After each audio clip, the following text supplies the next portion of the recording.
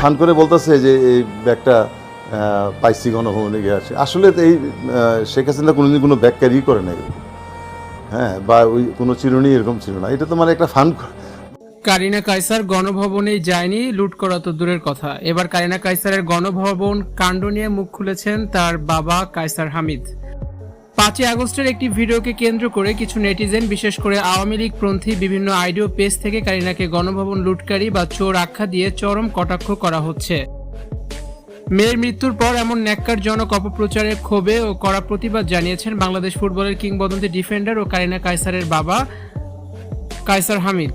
সম্প্রতি একটি ভিডিও সাক্ষাৎকারে তিনি জানান, ওই দিন যেদিন 5 আগস্টের ঘটনা, সেদিন আমরা কাকলি মোড়ে যখন হাজার হাজার মানুষ যাচ্ছিল, অ্যাকচুয়ালি আমরা জিনিসটা দেখার জন্যই ওখানে গিয়েছিলাম। আমরা সম্পূর্ণ অরাজনৈতিক একটি পরিবার, সেখানে জাস্ট আমরা ফান করেছিলাম। আসলে সেটা শেখ হাসিনার ব্যাগ ছিল না এবং ওই চিরুনিও শেখ হাসিনার ছিল না, এটা জাস্ট একটা ফান ভিডিও ছিল। তিনি আরও জানান, সেদিন বিকেল 4টা-5টার দিকে কাকলি মোড় দিয়ে যখন হাজার হাজার মানুষ হেঁটে যাচ্ছিল, তখন কৌতূহল বশত তারা সেখানে দাঁড়িয়েছিলেন।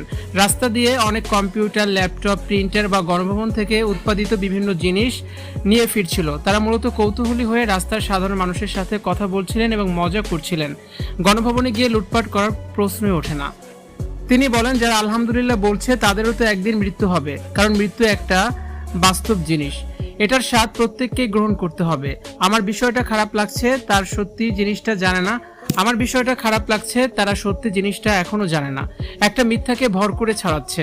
ফেসবুকে এটা উঠেছে যে গণভবনের চোর এই সেই, এটা তো চুরির কিছুই ছিল না। তিনি আরও মনে করিয়ে দেন, স্বৈরাচারী সরকারের পতনের পর এমন গণ উল্লাস বা মানুষের রাস্তায় নেমে আসা নতুন কিছু নয়। 90-এর গণ আন্দোলনে এরশাদ সরকারের পতনের সময়ও মানুষ এভাবে রাস্তায় নেমে এসেছিল।